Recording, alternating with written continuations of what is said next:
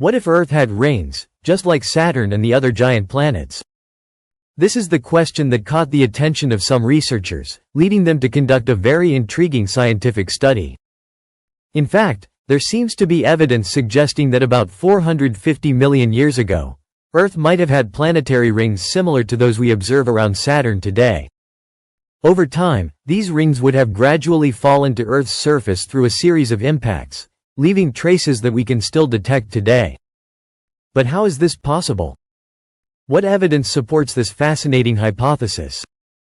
Join us in this video as we explore this topic together, trying to understand what might have happened in the distant past of our planet. 450 million years ago, we find ourselves in a geological era called the Ordovician, a time when Earth was very different from what we know today. There were no humans, no dinosaurs, nor most of the flora and fauna that now populate the planet. The oceans, which covered much of Earth's surface, were dominated by marine creatures like brachiopods and trilobites, while on land, plant life was primarily limited to mosses and green algae. But imagine for a moment this ancient scene with a spectacular addition: a system of rings encircling Earth, visible in the sky as a magnificent luminous band. This hypothesis, which may seem a bit fanciful at first glance, actually has scientific foundations worth exploring. But before delving into the details of this theory, it's helpful to take a step back and better understand what planetary rings are and how they form. Before continuing, we ask you to like this video to help us with YouTube's algorithms, subscribe to the channel, and hit the bell so you won't miss upcoming content. Planetary rings are not a rare or unique phenomenon in our solar system. Obviously, the most famous example is Saturn, with its spectacular and highly visible rings that make it instantly recognizable. But it's not alone. Jupiter, Uranus, and Neptune also have ring systems, though less prominent. Then there's the curious case of Haumea, a dwarf planet at the edge of the solar system, which, despite its small size, has a ring around it. This shows us that planetary rings are actually a fairly widespread phenomenon, but what exactly are they?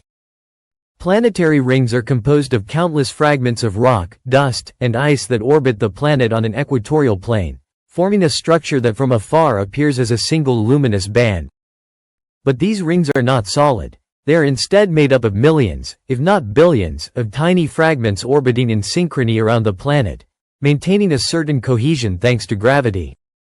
The origins of these rings can vary. A common case is that of a natural satellite that gets too close to its planet. When this happens, the so-called Roche limit comes into play, a region of space where the tidal forces exerted by the planet on the satellite exceed those holding the satellite together. If a celestial body enters this region, it breaks apart, and its remnants arrange themselves on the planet's equatorial plane, forming a ring system. Another possibility is that during the formation of the solar system, residual material within the Roche limit failed to coalesce into a satellite, remaining instead to form a ring around the planet.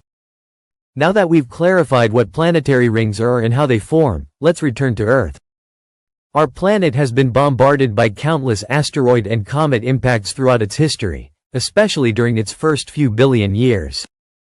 These events have left thousands of impact craters on Earth's surface, though many have been erased by erosion, plate tectonics, and biological activity. However, there are clues that suggest a particular period in Earth's geological history, around 450 million years ago, during which the number of impacts seems to have increased significantly. This period, known as the Ordovician, is characterized by a significant increase in meteoritic dust and marine sediments, particularly in limestones.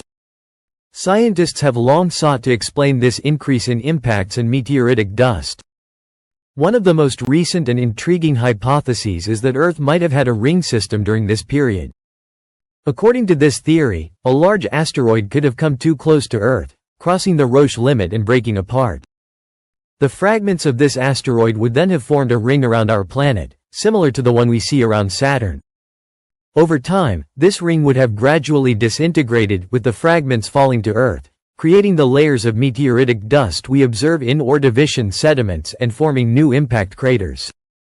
This hypothesis finds some support in geological observations. For example, impact craters from this period, when analyzed with models reconstructing the positions of tectonic plates, are all located within 30 degrees of Earth's equator. This suggests that the material responsible for the impacts came from an orbital plane very close to the equator, just as we would expect if it came from a planetary ring. Moreover, the existence of a ring around Earth could have had significant consequences for the planet's climate. The rings, partially blocking sunlight, might have contributed to global cooling, triggering a small ice age known as the Andean-Saharan glaciation, which occurred between 450 and 420 million years ago. This glaciation is associated with one of the first documented mass extinctions in Earth's history, during which many marine species went extinct.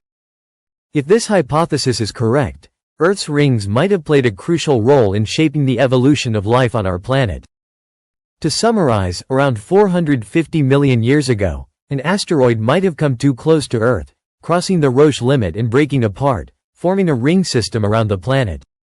Over time, these rings would have disintegrated, causing dust and fragments to fall to Earth, creating impact craters and layers of dust in the sediments. Additionally, the shadow cast by the rings might have contributed to lowering global temperatures, triggering a small ice age and influencing the planet's biodiversity. Although this theory is still under debate, it remains one of the most fascinating hypotheses about Earth's distant past. And what do you think? Do you believe Earth might have had rings in the past? Let us know your thoughts in the comments. Thanks for following along. We invite you once again to subscribe to the channel and activate the bell so you won't miss upcoming videos.